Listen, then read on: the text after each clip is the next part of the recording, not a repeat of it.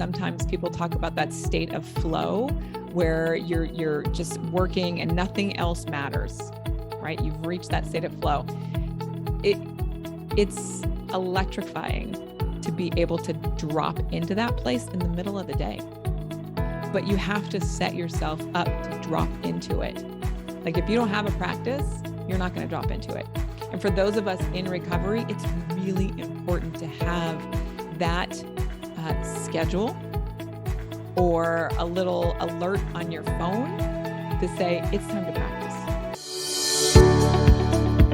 You're listening to the Recovered Life Show, the show that helps people in recovery live their best recovered lives. And here is your host, Damon Frank.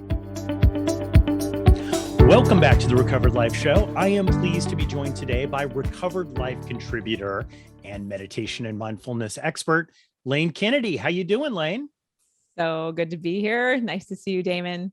I am so thrilled to be talking with you. Look, we're in 2022, Lane. Can you believe it? I know. I feel like we need medals at this point. I know. And look, we were talking about how the holidays can really leave you frazzled. Yeah. And then setting goals, everything that you want to do in the new year, it could become so overwhelming. Mm-hmm. And this is where you come in, Lane, because you are the mindfulness and meditation expert that I turn to. And I wanted to have you on the show today to really talk about things that you can do to create a routine, because now everybody's looking at, how am I going to do 2022 different than I did 2021? And a lot of that is creating a routine, right? Everybody needs a routine right now with flexibility, not hard lines, because, life is going to throw life at us. So being able to kind of move through it, but definitely having a routine is important right now. So when we talk about a mindfulness meditation routine, this is where I get a little confused. I'm going to be honest, and I'm sure that I'm not the only one who's told you this, right? Mm-hmm. Because for me, I'm new with the mindfulness and meditation, right? It's a new practice for me. Although I've done it, I will start it, then I'll stop it. I'll start it, then I stop it. So I know I need a routine, but I find that if it's too rigid, it kind of turns me off. It's kind of the opposite of what I want to try to achieve in doing meditation. I mean, do you hear that a lot? Yeah, all the time. And so I think I want to just smash that myth right now. Like, let's just delete, cancel. So there's mindfulness, which is a way of life, which is a way of living. And then there's meditation. And people get really confused about this. So mindfulness is a way of seeing the world, being in the world, processing, being in relationships. Mindfulness is, again, it's a way of life. And when you look at recovery, it's kind of leveling up your recovery, honestly. And then meditation is a timeout.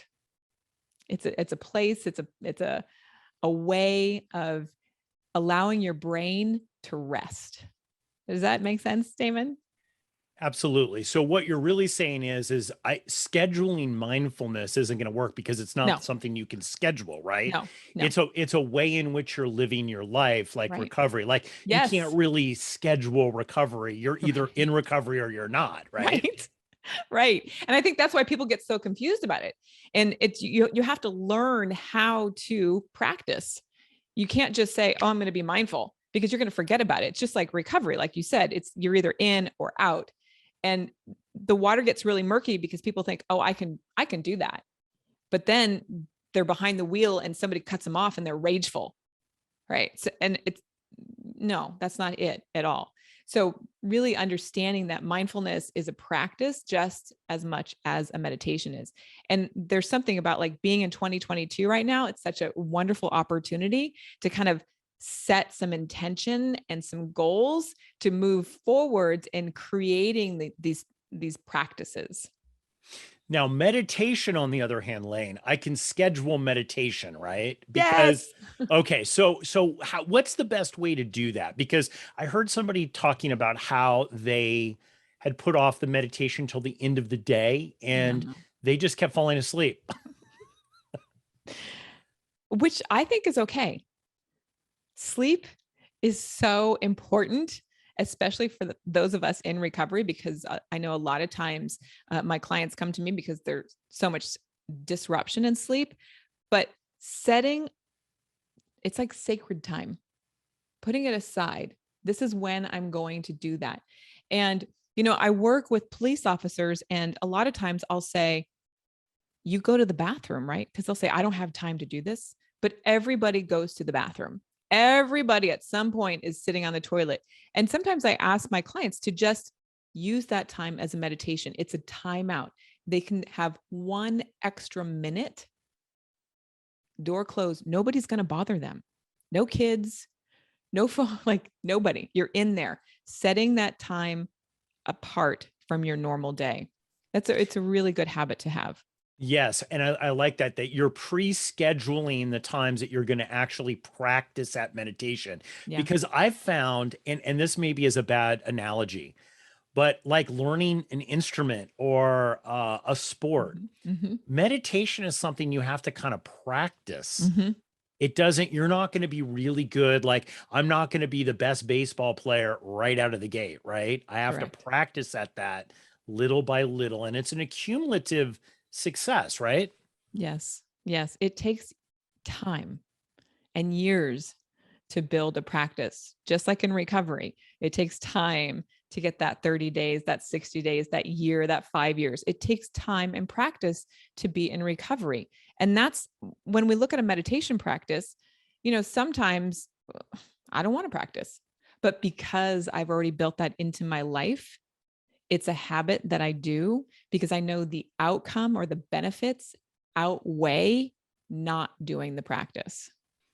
Yeah. And here's the thing that why I love talking with you, Lane, Mm. because you kind of bring into focus the importance of meditation and mindfulness in the daily recovered life. Because Mhm.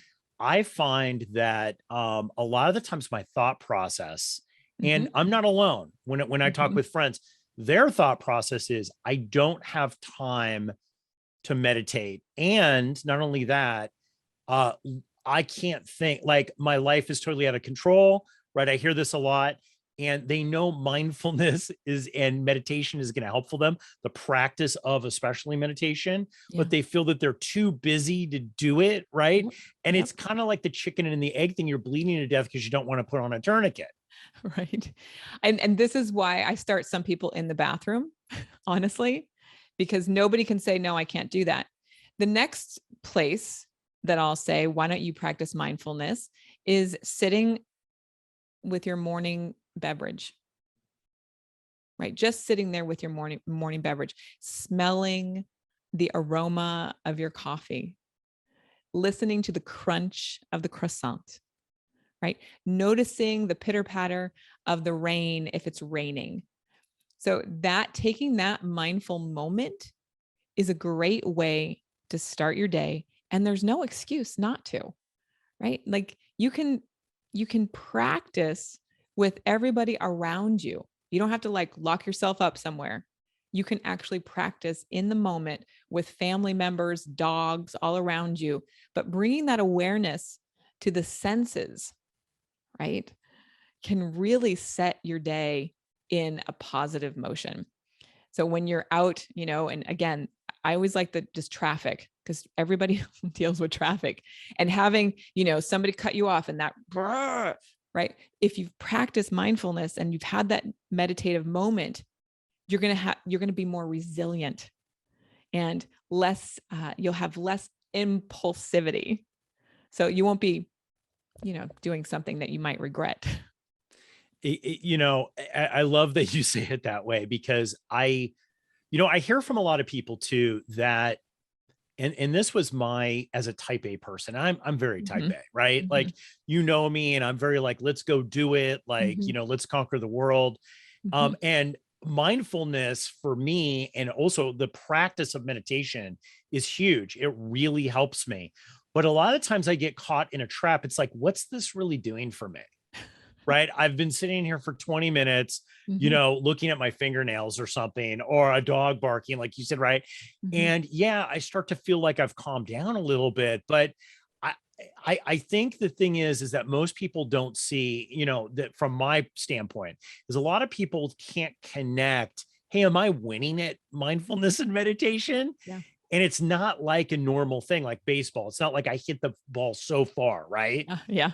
What do people not catch that their lives are changing and it's actually Mhm. working for them, but they're not really connecting the dots that it's because they have a good meditation and mindfulness practice? So what I see is really it's an 8-week process. If you put in a practice, mindfulness and meditation, if you start that journey within 8 weeks, you will see significant factors all around you. So I just talked about that impulsivity. That is huge for those of us in recovery, right? That kind of quick reactionary thinking, like your partner comes down and says, well, did you pay the bills? Blah, blah, blah, blah, blah. You got to take the ornaments down. You have to, did you take the dog? Right? Instead of reacting and answering like quickly, you actually have time to pause and consider. And then, oh, I guess I can do that today. Or no, I can't do that. There's a really clear distinction between those reactions that you have with your partner or spouse or your child. Another really great benefit is just feeling settled in your body. And for those of us in recovery, we don't take the time to just be. Like we're like constantly go, go, go, go, go, go, go all the time. We got to go, go, go, go, go. But what that does just hormonally into our brain, it ages us. Okay. We're all aging forward. We don't want to do that. We want to slow that process down as much as possible. So taking those mindful moments and that meditation practice really changes our brain, changes our hormonal response, and allows us to sleep more deeply, right? Get more done in your day so you can become more efficient and effective. You have clearer thinking, like you can focus on details for longer amounts of time instead of being all over the place. Like I know a lot of people in recovery, you're like, I got to do this, I got to do that. Implementing that practice just brings you down. Yeah, Not in a because bad way, not down like down, but like, no, I understand it. It allows you to be a clear thinker. And yes. what we've learned through years of being sober, right? Yeah. And Yeah. also just the whole study, the scientific study Yep. of addiction primarily is a thinking problem, right? Yep. And part of that thinking problem is trying to pack so much into the stream of life, Mm-hmm. trying to pack so much that you can't, it's like, well, I'm not getting enough done, so I need to do more, but you're not really getting anything done, right? You're just Yeah. kind of spinning out of control. Mhm. Bouncing around. Yeah. It doesn't, it's, it's helpful that we're in recovery. And most people that I know in recovery are brilliant and we like to do a lot and we and accomplish a lot and we can earn more, but that's all great. But how do we live our daily lives? Are we nice? Right? Are our relationships really warm and kind and loving? Are we making a greater impact or are we just sliding through life? So when I ask my clients to implement, these strategies and these practices, they start to make greater impact. Their relationships change 100%. They fall out of this like webs. A lot of people in recovery are tangled up in muck. So they start to identify like, oh, I can have my life over here. They're able to make really clear decisions. So there's so many benefits of creating a practice that is sustainable. Well, I know that one of the things that you do with your clients, it's very effective, is you actually structure out what those 8 weeks are going to be, right? Because Oh yeah. the unknown sometimes, like I can be really excited on a Monday about making huge change. Yeah. But, Wednesday, Thursday rolls around. I don't really want to get out of bed 15 minutes early, right? Like Mhm. I don't want to do that. Or I just feel that life's stressors enter into my life and I Mhm. start making bad decisions, right? Mhm. So Mhm. tell me a little bit about how you put together these routines for people. Is Mhm. it onerous? Is it like really hard to do once you have the routine, or is it easier to do? It's so much easier. It's so much easier to look at your schedule and to become more effective. So typically what I'll do with a client is I'll look at their day and look at their week, and then we can insert practices. And it's not one type of practice. I don't teach my client one type of practice. I take them through a journey of different practices to find out what fits for them. And then maybe on Wednesday, a 20-minute nidra is not going to work for you, but a 5-minute breath work practice will work for you. And you have a meeting and you know that you need to be on your A game. So that 5-minute breath work is going to shoot you to the moon and get you on fire.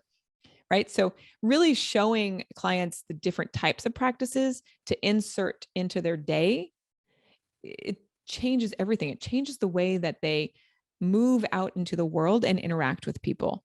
Because in recovery, we want to be our best selves, right? We want to be living our best lives. So the practice, having a practice at the base level, just elevates that recovered life. Yeah, absolutely. And the thing that I think the pandemic has taught everyone is the importance of self-care, right? There's a Yes. lot more. There's people that I know that are not in recovery. They're Mhm. not even close to being in recovery, right? They don't have any addiction problems. They're not somebody who would qualify Mhm. to be in recovery, but they've noticed things about their life. It's like, I need a little bit more self-care in this Yeah. area, right? And I know for me, self-care is a goal in 2022. Like, that's something that I want to take on, right? Like, because you start to realize, I think the pandemic has had us refocus on Mhm. what's important in our lives. And I think what is interesting about meditation and mindfulness is the ROI might not seem right there at first, No, but it really is. Return on investment's massive. And it's huge. I found, I mean, and I'd love you to talk about this too, real quick, Lane, is that I found that I could only get so far Mhm. in recovery without having to apply this, because sometimes I'd go very, very far, but then I get 2 steps forward and then I get 3 steps back, 1 Mhm. step forward, one right. And I was always getting forward and back, but the mindfulness and the meditation practice help me not only live my best recovered life, but actually move forward in my Yeah. life. It definitely opens up another dimension of your life. It opens up a new pathway. It allows you to tap into that intuitive thinking, right? So if you're facing a decision, whether that be, at the grocery store of like, what am I going to be cooking for dinner? Or am I going to be hiring and firing new employees? Or how am I going to manage my child's, development in school? So these can be very complex issues, but when you have a practice and you're committed to that practice, you're tapping into a different awareness or consciousness, right? It's a different dimension. And you get so clear on how to answer those questions like that. Yeah, it's a time Saver. saver Yes. actually at the end. Yes. And this is so funny. And this goes back to the whole addiction thinking. We Yeah. think, no, we know the way. No. This can't work.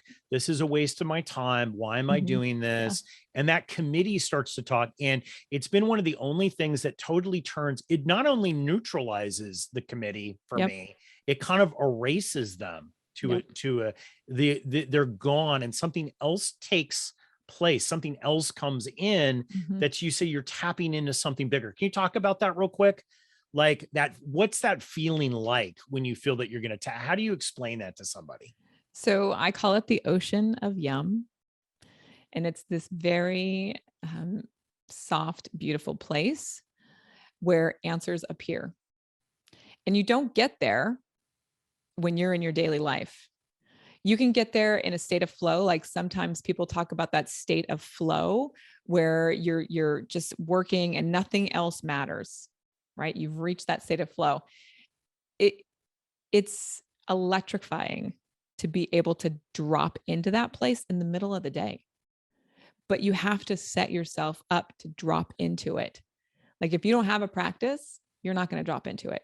And for those of us in recovery, it's really important to have that schedule or a little alert on your phone to say, it's time to practice because I want to drop into the ocean of yum and find out the answers.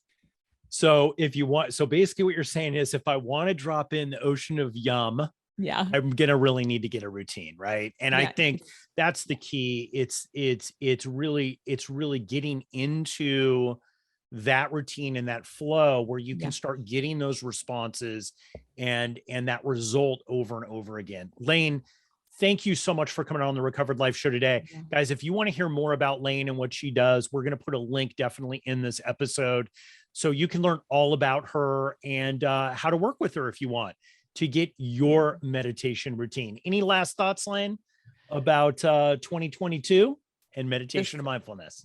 Have an incredible year and set up your practice. Start now. Don't wait till June. Lane, thanks so much for coming on the show today. Thanks for having me, Damon.